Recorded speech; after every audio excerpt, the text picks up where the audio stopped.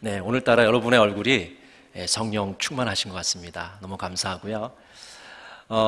어떤 회사에서 그 영업사원 2명을 아프리카에 보냈습니다. 신발 회사인데요. 한 명의 영업사원은 이렇게 본국에 보고를 했습니다. 아무도 신발을 신지 않기 때문에 신발을 팔 수 없습니다. 저는 귀국하겠습니다. 이렇게 보고를 했고요. 다른 한 명의 사람은 신발을 신는 사람이 하나도 없어서 모두 신발을 신을 수 있습니다. 제가 판매 계획서를 보내겠습니다. 라고 이렇게 말하면서 그곳에 머무르게 됩니다. 아프리카에 신발을 신을 수 없는 상황은 똑같은 상황입니다. 그러나 두 사람의 보고는 전혀 판이하게 달랐음을 우리가 볼 수 있습니다. 신발을 팔 수 없다고 생각한 사람은 신발에 대한 수요가 없기 때문에 질에 겁을 먹고 단념을 해버렸습니다. 그리고 신발을 팔 수 있다고 생각하는 이 영업사원은 수요를 창출해 놓을 수 있다고 생각하고 도전하였던 것이죠. 같은 상황이지만 한 사람은 긍정적인 보고를 하고 있고 또 다른 사람은 부정적인 보고를 하고 있습니다. 오늘 성경에서도 이런 두 부류의 사람을 우리가 만나게 되는데요. 모세가 가데스 바네아에서 12명의 정탐꾼을 보내게 됩니다. 민수기 13장 2절 이렇게 되어 있습니다. 사람을 보내어 내가 이스라엘 자손에게 주는 가나안 땅을 정탐하게 하되 그들의 조상의 가문 각 지파 중에서 지휘관된 한 사람씩 보내라 이렇게 되어 있습니다. 가데스 바네아에서 12명의 이 정탐꾼을 이제 보내게 되는데 그 지파 중에서도 아주 탁월한 그 지파의 우두머리가 될 수 있는 지휘관이 될 수 있는 그 사람들을 뽑아서 보내게 됩니다. 근데 그들이 이제 돌아와서 보고를 하게 되죠. 40일 동안 열심히 정탐을 한 이후에 그들이 포도성이라든지 석류라든지 무화과를 들고 옵니다. 그러면서 하는 보고가 땅이 젖과 꿀이 흐르는 땅입니다 라고 보고를 하죠. 민수기 13장 27절 오늘 본문 말씀 한번 같이 한번 읽겠습니다. 모세에게 말하여 이르되 당신이 우리를 보낸 땅에 간즉 과연 그 땅에 젖과 꿀이 흐르는데 이것은 그 땅의 과일이니라. 우리가 가서 보니까 젖과 꿀이 흐르는 땅입니다 라고 보고를 하죠. 여기까지는 참 좋습니다. 근데 28절에 되니까요 이렇게 말하고 있습니다. 28절에 그러나 그 땅 거주민은 강하고 성읍은 견고하고 심히 클 뿐 아니라 거기서 아낙 자손을 보았으며 그러나로 시작을 하고 있습니다. 그러나 이게 항상 우리 신앙생활에는 그러나가 문제인 것 같아요. 보고를 잘 하고 나서 그러나로 시작한단 말이죠. 거주민은 아주 강하고 성읍은 높고 견고합니다. 큽니다. 도저히 안 되겠다는 거죠. 부정적인 보고를 하니까요. 백성들이 막 술렁이는 거죠. 웅성웅성하고. 그러니까 이 갈렙이 그들을 진정시킵니다. 13장 30절 같이 한번 읽겠습니다. 갈렙이 모세 앞에서 백성을 조용하게 하고 이르되 우리가 곧 올라가서 그 땅을 취하자 능히 이기리라 하니. 갈렙이 무엇이라고 얘기합니까? 우리가 올라가서 취하자 능히 이길 수 있다. 우리가 그것을 할 수 있다. 능히 우리가 점령할 수 있다. 이렇게 백성들을 진정을 시킵니다. 근데 그 갈렙의 말을 백성들이 이제 듣지 않죠. 그러면서 10명의 정탐꾼들이 다시 갈렙의 말에 토를 답니다. 13장 31절입니다. 같이 한번 읽겠습니다. 그와 함께 올라갔던 사람들은 이르되 우리는 능히 올라가서 그 백성을 치지 못하리라. 그들은 우리보다 강하니라. 갈렙은 능히 이길 수 있다. 우리는 할 수 있다고 이야기하는 반면에 10명의 정탐꾼들은 능히 올라가서 그것을 취할 수가 없다. 누가 누구보다 강하다고 합니까? 이스라엘 백성보다 그 가나안 원주민들이 더 강하기 때문에 그 사람들이 더 강하기 때문에 우리는 도저히 가서 그 땅을 정복할 수 없다라고 이야기하고 있는 것이죠. 그러면서 32절은 이렇게까지 이야기합니다. 이스라엘 자손 앞에서 그 정탐한 땅을 악평하여 이르되 우리가 두루다니며 정탐한 땅은 그 거주민을 삼키는 땅이요 거기서 본 모든 백성은 신장이 장대한 자들이며. 그 땅은 어떤 땅이냐면 거주민을 삼키는 땅입니다. 이 공동번역에 이렇게 되어 있습니다. 들어가 살려다가는 도리어 잡혀 먹힐 것이다. 마치 식인종이 있는 것처럼 이렇게 보고하지 않습니까? 굉장히 막 겁을 잔뜩 집어먹고요. 지금 두려움에 벌벌벌 떠는 겁니다. 예? 거기 들어가면 잡혀 먹을 거다. 거주민을 삼키는 땅이다. 그리고 거기 가면 신장이 장대한 거인과 같은 그런 사람들이 있을 거다. 있으니까 우리는 잽도 안 된다. 그렇게 이야기하고 있는 거죠. 그러면서 33절에 이렇게 이야기합니다. 거기서 네피림 후손인 아낙 자손의 거인들을 보았나니 우리는 스스로 보기에도 메뚜기 같으니 그들이 보기에도 그와 같았을 것이니라. 뭐라고 그럽니까? 스스로 보기에 메뚜기 같다. 이거 너무한 거 아니에요? 아무리 키가 크다고 할지라도 뭐 거인들이라고 할지라도 메뚜기 비유가 되겠습니까? 근데 스스로를 메뚜기라고 부르는 거죠. 이스라엘 백성들이 얼마나 두려움에 사로잡혀 있는지를 분명하게 알 수가 있습니다. 갈렙과 여호수아는 긍정적인 보고를 하고 있고 나머지 10지파의 정탐군들은 부정적인 보고를 하고 있죠. 같은 상황이지만 태도는 전혀 다릅니다. 오늘 본문 말씀은 우리 신앙생활에 있어서 태도가 얼마나 중요한지를 우리들에게 다시 한번 보여주는 말씀이라고 할 수가 있습니다. 어느 백화점에서 설문조사를 했습니다. 어떤 설문조사냐면 백화점을 한번 다녀간 고객들이 어떤 고객들은 지속적으로 오는 고객들이 있고요. 단골이 있죠. 또 어떤 고객들은 한번 왔다가 다시 안 오는 거예요. 그래서 다시 안 오는 사람들을 대상으로 왜 다시 우리 백화점을 찾지 않는지 그 설문조사를 했습니다. 그래서 여러 가지 이유가 있었습니다. 그 고객이 사망한 경우가 1%, 또 이사를 한 경우 한 3%, 가격의 차이가 나서 9%, 또 품질이 마음에 들지 않아서 14%, 그리고 나머지 68%는 뭐냐면 종업원의 태도가 불친절해서 그 태도가 마음에 들지 않아서 다시 그 백화점에 가지 않습니다라고 대답을 했습니다. 이 태도라는 것은 우리가 가볍게 여기지만은 사실은 매상에 영향을 미칠 뿐 아니라 우리 삶에 지대한 영향을 미치는 것이 바로 태도라고 할 수가 있습니다. 윈스턴 처칠은 이렇게 말했습니다. 태도는 작은 것이지만 큰 영향을 미친다. 휴 다운즈는 이렇게 말합니다. 행복한 사람은 특별한 환경에 놓인 사람이 아니라 특별한 태도를 지닌 사람이다. 한번 따라해 보실까요? 행복한 사람은 특별한 환경에 놓인 사람이 아니라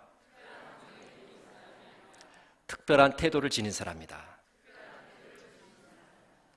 여러분, 우리가 행복을 어떻게 생각합니까? 여러 가지 환경과 조건이 잘 갖춰져야지 행복할 것이다. 돈도 좀 있어야 되고 자가양도 있어야 되고 넓은 평수의 아파트도 좀 있어야 되고 적절한 또 인간관계도 있어야 되고 내가 좋아하는 것을 마음껏 할 수 있는 그런 상황도 되어야 되고 그래야지 행복할 거 아니냐. 근데 사실은 우리의 행복을 조금만 깊이 살펴보면요, 우리 행복은 환경에 있는 것이 아니라 태도에 있다는 것을 금방 알 수가 있습니다. 우리가 행복하기로 마음먹고 결심하고 행복한 태도를 가지기 시작하면 우리의 삶이 행복한 삶이 되는 것을 경험해 볼 수 있는 것이죠. 그래서 오늘 본문 말씀에서는 두 가지 태도에 대해서 살펴보기를 원합니다. 믿음의 태도와 반대되는 불신의 태도, 그리고 긍정적인 태도와 반대되는 이 부정적인 태도, 이 두 가지의 태도의 쌍을 살펴보기를 원합니다. 먼저 믿음의 태도와 불신의 태도입니다. 여러분, 어떤 태도가 믿음의 태도이고 어떤 태도가 불신의 태도일까요? 믿음의 태도는 민수기 14장 9절 말씀에서 우리들에게 잘 보여줍니다. 14장 9절 말씀을 같이 한번 읽겠습니다. 다만 여호와를 거역하지는 말라. 또 그 땅 백성을 두려워하지 말라. 그들은 우리의 먹이라. 그들의 보호자는 그들에게서 떠났고 여호와는 우리와 함께 하시느니라. 그들을 두려워하지 말라 하나. 자, 이 말씀은요, 백성들이 막 웅성웅성거리고 동요를 하니까 여호수아와 갈렙이 백성을 진정시키기 위해서 한 말 중에 있습니다. 14장에 나오는 말인데, 하나님께서 우리와 함께 계신다는 것입니다. 믿음의 태도라는 것은 무엇이냐? 그 믿음의 태도의 가장 중요한 것은요, 하나님이 우리와 함께 하신다는 그 임마누엘의 신앙을 가지는 겁니다. 하나님이 우리와 함께 하시면 그 성이 높고 견고하고 클지라도, 그 거주민의 신장이 크고 우리보다 강할지라도 우리는 그 성을 점령할 수 있습니다. 그런 것이 바로 믿음의 태도인 것인 거죠. 갈렙과 여호수아는 그런 믿음의 태도를 지녔습니다. 하나님이 우리와 함께 하시면, 임마누엘의 하나님이 우리와 함께 하시면 능히 할 수 있습니다. 이길 수 있습니다. 정복할 수 있습니다라는 그런 신앙을 가졌던 것이죠. 그것이 바로 믿음의 태도입니다. 근데 반면에 이스라엘 백성들, 또 10명의 정탐꾼들은 불신의 태도를 가졌습니다. 어떤 태도입니까? 이 불신의 태도를 우리가 살펴보기 위해서 먼저 우리가 짚고 넘어야 될 것이, 이 민수기 13장 1절에서 모세가 12명의 정탐꾼을 보내는데요, 우리가 흔히 알기를 이것은 모세가 보냈다고 생각하기 쉽습니다. 물론 이제 민수기 13장 1절에 그렇게 기록은 되어 있습니다. 그러나 신명기 1장을 살펴보면 그렇지 않다는 것을 우리가 알 수가 있어요. 이 신명기 1장에는 어떻게 되어 있냐면, 하나님께서 이스라엘 백성들에게 올라가서 저 가나안 땅을 점령해라, 쳐라, 그렇게 얘기했는데, 이스라엘 백성들이 모세한테 와서 올라가기 전에 그 땅이 좀 어떠한지 좀 정탐하기를 원합니다. 그 땅을 좀 살펴봤으면 좋겠습니다. 그렇게 한 거예요. 그러니까 모세가 이제 그것을 좋게 여기고 하나님께서 허락하셔서 12명의 정탐꾼을 보내게 되었던 것이죠. 그것이 신명기 1장 21절부터 23절에 나와 있습니다. 제가 읽어드리겠습니다. 너희의 하나님 여호와께서 이 땅을 너희 앞에 두셨은즉 너희 조상의 하나님 여호와께서 너희에게 이르신 대로 올라가서 차지하라. 두려워하지 말라, 주저하지 말라 한즉 너희가 다 내 앞으로 나와서 말하기를 우리가 사람을 우리보다 먼저 보내어 우리를 위하여 그 땅을 정탐하고 어느 길로 올라가야 할 것과 어느 성읍으로 들어가야 할 것을 우리에게 알리게 하자 하기에 내가 그 말을 좋게 여겨 너희 중에 각 지파에서 한 사람씩 12를 택하매. 여러분 어떠십니까? 하나님이 명령하신 건가요? 정탐꾼을 보내라고 했나요? 아닙니다. 하나님은 올라가서 치라고 말씀하십니다. 근데 이 불신이 가득했던 이스라엘 백성들은 마음에 안 놀렸던 겁니다. 정탐꾼 보내기를 원했던 거죠. 그래서 어느 길로 올라가서 쳐야 되는지 그거 알아야 되지 않겠습니까? 가서 헤매면 안 되지 않습니까? 그럴듯한 말로 모세에게 이야기한 거예요. 그러니까 모세도 그 마음을 알죠. 허락을 합니다. 그리고 보냈는데 그 결과는 어떻게 됐습니까? 그 땅을 치려고 하는 그 정탐이 아니라 안 가는 핑계를 만드는 그런 정탐이 됐던 거죠. 불신앙의 결과가 나오게 되었습니다. 그래서 신명기 1장 32절에 이렇게 말씀하십니다. 이 일에 너희가 너희 하나님 여호와를 믿지 아니하였도다. 그러니까 그들은요, 정탐을 하고 나서 하나님을 믿은 것이 아니라 하나님을 믿지 못하게 됐습니다. 그들이 우리보다 더 강합니다. 그들이 우리보다 더 신장이 크고 더 거인 자손입니다. 여러 가지 핑계들을 이야기하면서 불신앙을 말하고 있는 것이죠. 하나님이 더 크신 분인데도 불구하고 그 하나님을 의지하지 않고 믿지 아니하고 오히려 강한 성읍을 보고 견고한 성읍을 보고 그 거주민들을 바라보는 모습을 발견하게 됩니다. 이와 비슷한 그런 이야기가 열왕기하 6장과 7장에 나옵니다. 이 아람이란 나라가 이스라엘을 이제 침략을 하게 되죠. 그리고 그 당시 북이스라엘의 수도인 사마리아를 이제 포위했습니다. 여러분, 포위를 하면 어떻게 되나요? 그 안에 있는 식량이 이제 문제가 생기게 됩니다. 뭐 하루 이틀은 괜찮지만은 점점 시간이 지날수록 식량이 떨어지고 먹을 수 있는 사람들이 먹을 수 있다고 생각하는 것들의 값이 천정부지로 오릅니다. 그래서 음식값이 막 천정부지로 오르는 거예요. 그런데 이때 엘리사가 이런 예언을 합니다. 내일 이맘때쯤이 되면 이 음식값이 이제 원래 상태로 돌아올 거다. 지금 천정부지로 솟아있는 이 음식값이 이제 정상적인 가격으로 돌아올 거다. 그런 말을 합니다.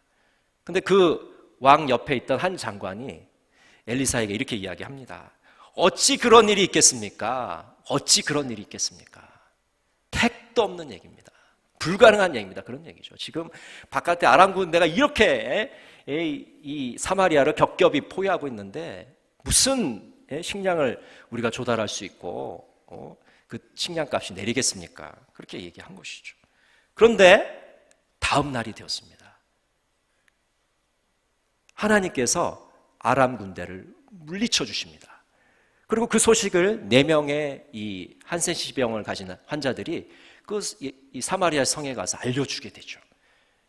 그리고 이 아람 군대가 물러가니까 당연히 이제 식량값이 높이 치솟았다가 점점 떨어지게 되죠. 그리고 그 말을 했던 그 장관은 백성들에게 밟혀서 죽게 됩니다. 이 이야기가 무엇을 이야기해 줍니까? 하나님을 믿지 못하는 사람, 불신의 태도를 가진 사람의 비참한 결말을 우리들에게 보여주고 있는 것이죠. 믿음의 태도를 가질 것인가, 불신의 태도를 가질 것인가, 분명한 선택의 기로에 우리가 놓여져 있다는 것입니다.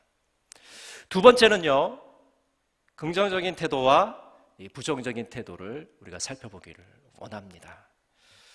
클레멘트 스톤이라는 분이 이렇게 얘기했습니다. 사람들 간의 차이는 미미하다. 그러나 그 미미한 차이가 큰 차이를 만들어낸다.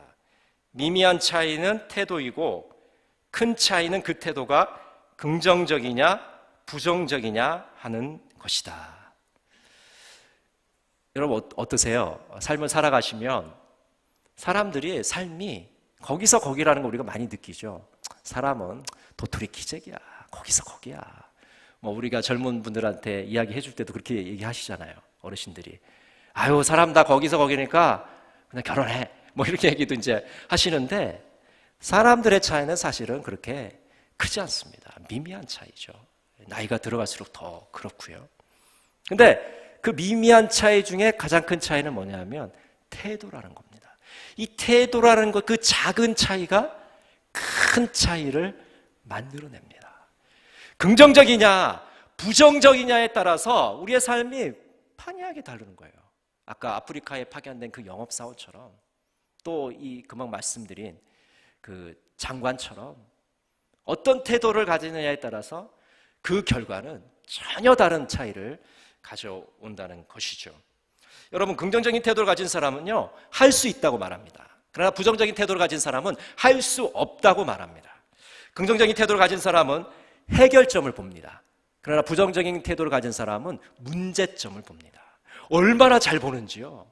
그 사람 눈에는 문제점만 보이는 거예요. 다 같이 모여서 너무 잘했어요 이렇게 하는 시간에도 그 사람은 오늘 문제점이 이런 겁니다 라고 찬물을 끼얹죠. 긍정적인 사람은 남의 장점을 봅니다. 그러나 부정적인 사람은 남의 흉을 보죠. 얼마나 별실 것 같습니까? 긍정적인 사람은 가진 것을 봅니다. 그러나 부정적인 태도를 가진 사람은 잃은 것만 생각하는 거죠. 내가 가진 것보다 내가 뭘 못 가지고 있는지, 뭘 잃었는지 거기에만 신경이 쓰다 불행한 삶을 삽니다. 긍정적인 태도를 가진 사람은 가능성을 보지만 부정적인 태도를 가진 사람은 한계를 보는 것이죠. 여러분 어떠십니까? 다른 사람의 한계를 보십니까? 아니면 다른 사람의 무한한 가능성을 보십니까? 자, 오늘이 청년주일인데요. 우리 청년들이 귀한 것은 어떤 것입니까? 사실 우리 청년들이 아직 자리를 잡고 있지 않기 때문에 그리 세상적으로 보면 대단한 사람들은 아닙니다. 그러나 이 청년들이 왜 대단한 사람입니까? 왜 위대한 사람입니까? 그 안에 무궁무진한 가능성을 가지고 있기 때문에 그렇습니다. 지금 너무 불경기고 힘들고 아무것도 안 되고 그러니까 나도 정말 아무것도 할 수가 없어. 만약 그렇게 얘기한다면 한계를 보는 것이죠. 그러나 정말 힘들고 어렵지만은 하나님께서 나에게 꿈을 주시고 비전을 주신다면 나는 할 수 있다. 그렇게 생각한다면 그 사람은 무궁무진한 가능성을 발휘할 수가 있게 될 것입니다. 긍정적인 태도를 가지느냐 부정적인 태도를 가지느냐에 따라서 삶은 완전히 달라지는 것이죠. 오늘 갈렙과 여호수아는 긍정적인 태도를 가지고 있었습니다. 능히 이길 수 있다. 점령할 수 있다. 우리가 그것을 정복하기에 충분한 힘을 가지고 있다고 그런 고백을 한 것이죠. 민수기 14장 9절은 이렇게 아까 읽었는데 이렇게 말씀합니다. 14장 9절 다만 여호와를 거역하지는 말라. 또 그 땅 백성을 두려워하지 말라. 그들은 우리의 먹이라. 그들은 우리의 먹이라. 어떻습니까? 10명의 정탐꾼들은 스스로를 메뚜기로 여겼죠. 우리는 그들의 보기에도 정말 메뚜기다. 그런데 갈렙과 여호수아는 그 이방 민족들, 그 키가 크고 안악자손, 정말 장대한 그 사람들은 우리의 밥이다, 먹거리다, 우리의 간식거리다, 디저트다 이렇게 이야기하고 있는 거죠. 전혀 태도가 다른 거죠. 긍정적인 태도를 가진 사람들에게는 아무런 문제가 되지 않지만 부정적인 태도를 가진 사람에게는 모든 것이 장애물이 되고 핑곗거리가 되는 것을 우리가 볼 수가 있습니다. 이스라엘 백성들은 어떻게 했습니까? 그곳은 사람을 삼키는 땅입니다. 그곳의 원주민들은 키가 큽니다. 거인들을 저희가 보았습니다. 또 14장 1절은 이렇게 얘기합니다. 온 회중이 소리를 높여 부르짖으며 백성이 밤새도록 통곡하였더라. 10명의 정탐꾼들이 부정적인 보고를 하자 온 백성들이 울면서 통곡을 하고 있는 것이죠. 얼마나 우스꽝스러운 장면입니까? 지금 분명히 갈렙과 여호수아가 능히 올라가서 이길 수 있다, 점령할 수 있다고 말하고 있음에도 불구하고 10명의 정탐꾼들의 그 부정적인 보고를 듣고서 백성들이 땅을 치며 통곡하며 울고 있다는 말이죠. 얼마나 가슴 아픈 일입니까? 여기다가 백성들은요 14장 4절에 보면 이렇게 되어 있습니다. 이에 서로 말하되 우리가 한 주의관을 세우고 애굽으로 돌아가자 하매. 지금 이 백성들이 지금 무슨 짓을 하는 겁니까? 지금 광야에서 지금 애굽에서 나온 지도 한참 되었고 지금 광야에 있는데 다시 군대 장관을 세워가지고 애굽으로 돌아가자, 그렇게까지 지금 정신 나간 소리를 하고 있는 것이죠. 이 백성들의 이렇게까지 이르게 됐습니다.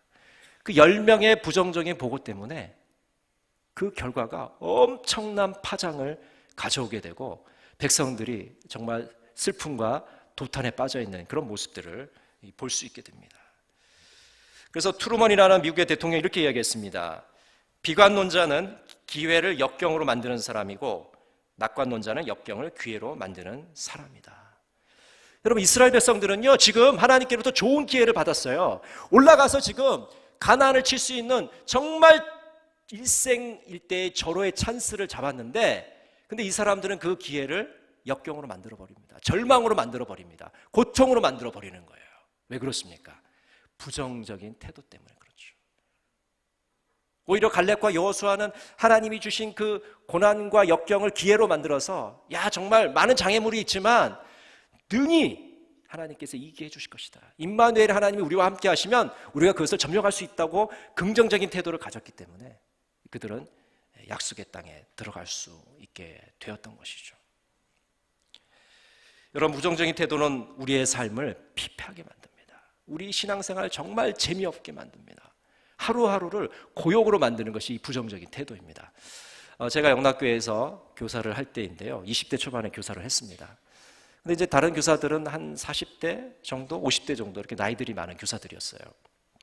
근데 어느 날 굉장히 평소에 삐딱선을 터는 그런 교사가 있었어요. 그냥 뭐 말만 하면 부정적으로 얘기하고 핀잔 주고 굉장히 교회에 대해서, 하나님에 대해서, 교육자에 대해서 되게 존경심이 없는, 굉장히 모든 것을 우습게 여기는 그런 사람이었습니다. 아주 교만한 교사였죠.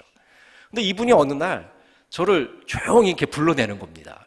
그래서 또 나한테 무슨 말을 하려나 무슨 긴장을 하고 쫄려가지고 이제 갔는데 그분이 그러는 거예요. 정색을 하시면서 이렇게 얘기합니다.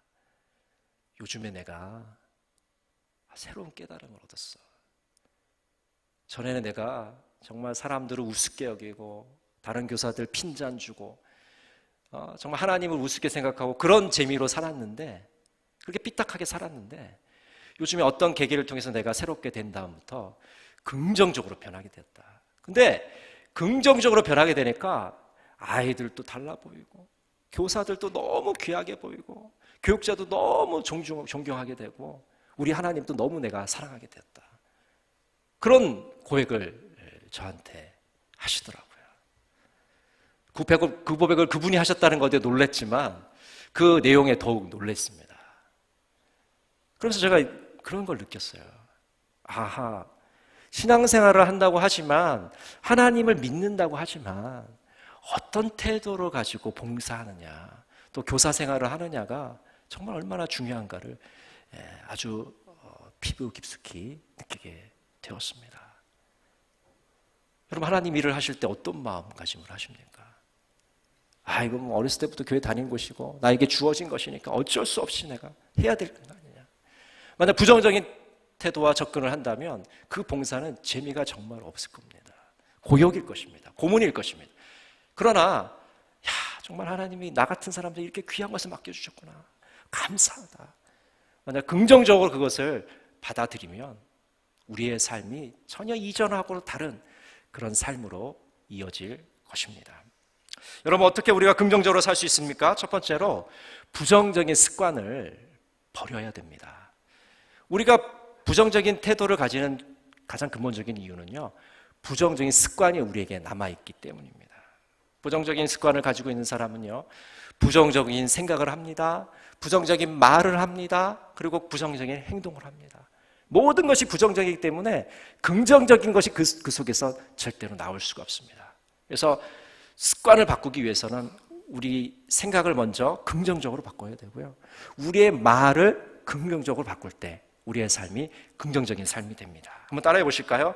잘했고, 잘했다는 의미로 안 들립니다. 다시. 잘했고, 잘하고 있고, 잘할 거야. 네, 여러분, 만나시는 모든 분들에게 참 잘했다. 지금 너무 잘하고 있어. 앞으로도 잘할 거야. 만약 그렇게 얘기하신다면 우리의 삶이 긍정적인 삶의 태도로 분명하게 바뀔 것입니다. 부정적인 습관을 버려야 됩니다. 정말 모든 것이 잘 될 것이라는 그 하나님의 긍정을 나의 긍정으로 받아들이면 우리의 삶이 긍정적인 삶으로 변화되게 되는 것이죠. 어떻게 우리가 긍정적으로 살 수 있습니까?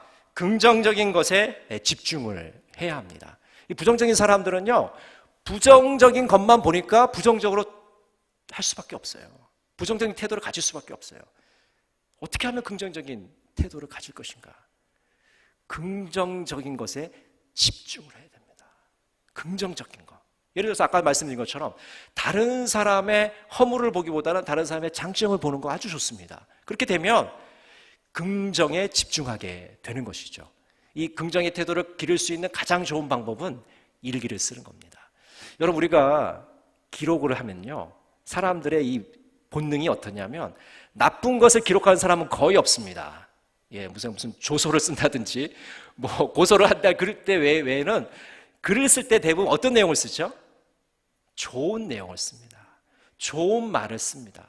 좋은 사건을 씁니다. 혹시 나쁜 사건이라도 좋은 의미를 그 속에서 찾으려고 노력하는 그런 글을 쓰게 되는 거죠. 그러니까 글을 쓴다는 것은 긍정적인 것에 접근하고 긍정적인 것에 집중할 수 있도록 우리를 이끌어 주십니다. 그래서 요즘에 어떤 교회에서는 뭐 영성 일기를 쓰는 그런 운동도 있다고 하는데요.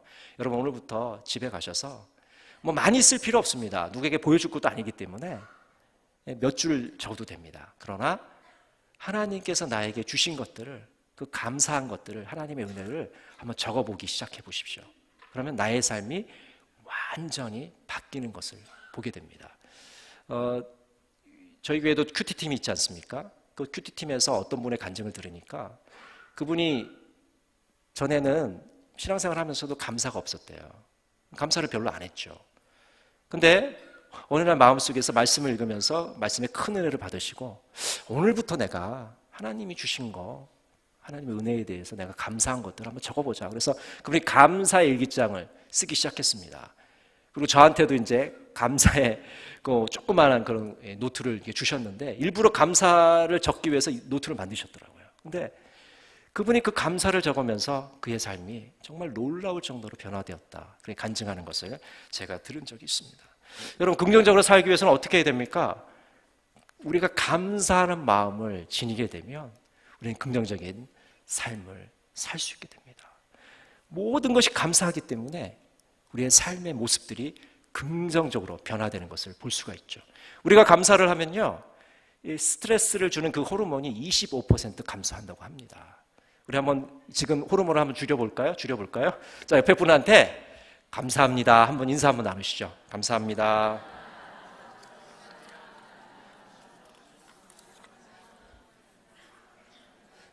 감사하십니까?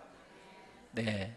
하나님께 감사하고요. 우리 옆에 있는 분들에게 감사합니다. 이렇게 말하면 우리 안에 있는 이 스트레스가 25% 감소하는 거예요.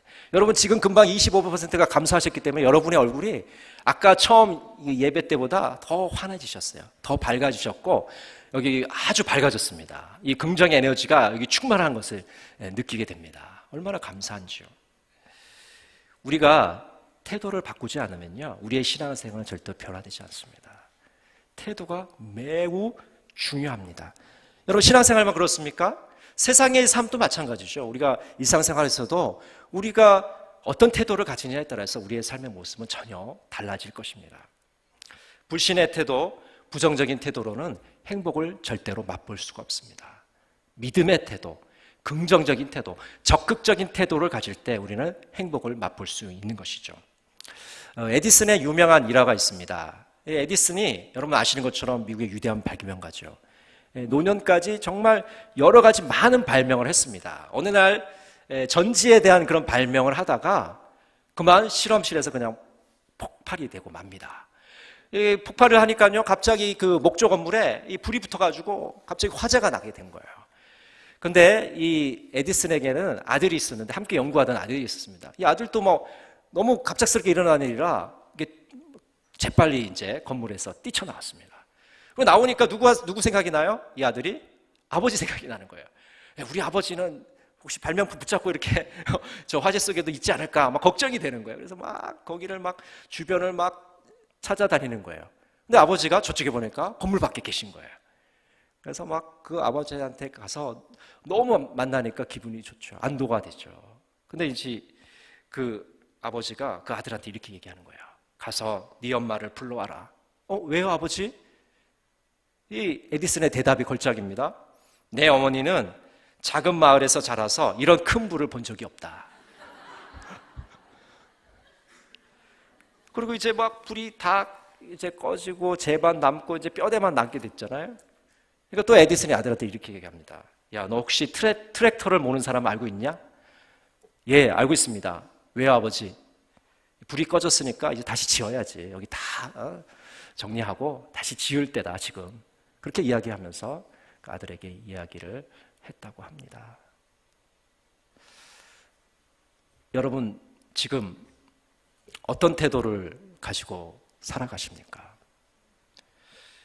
여호수아와 갈렙처럼 정말 긍정적인 태도, 믿음의 태도, 적극적인 태도를 가지고 살아갈 때 우리의 신앙생활은 정말 즐겁고 기쁘고 행복함을 맛볼 수 있을 것입니다. 여러분 모두를 이 진정한 행복으로 초대합니다. 기도하겠습니다. 사랑의 하나님, 은혜를 감사드립니다. 오늘 말씀을 들으면서 10명의 정탐꾼의 모습이 나의 모습이 아닌 넌지요. 10명의 정탐꾼처럼 물신의 태도, 부정적인 태도가 우리 안에 있지 않았습니까? 우리 자신을 되돌아보게 해주시옵소서. 그리하여서 긍정적인 태도, 믿음의 태도를 가지고 신앙생활에 매진할 수 있는 우리 모두가 될 수 있도록 인도하여 주옵소서. 예수 그리스도 이름으로 기도드립니다. 아멘.